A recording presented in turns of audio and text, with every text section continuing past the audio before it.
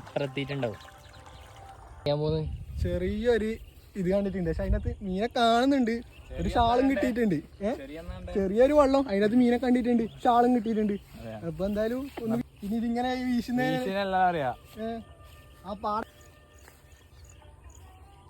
നല്ല ഷാളും വെച്ചൂടെ. ഇതെങ്ങനെയാ വളിയാൻ അപ്പുറം ഇറങ്ങ്. അത് നമുക്ക് ചെറുങ്ങനെയാക്കിട്ട് അങ്ങോട്ടേക്ക് വീശാം. വീശാനല്ലടാ, കോരല് തുണി വെച്ച് കോരുക. പിന്നെ പാമ്പൊന്നും ഉണ്ടാവില്ലല്ലോ. പാമ്പുണ്ടെങ്കിൽ എന്താന്ന് പാമ്പ് ഇങ്ങനെ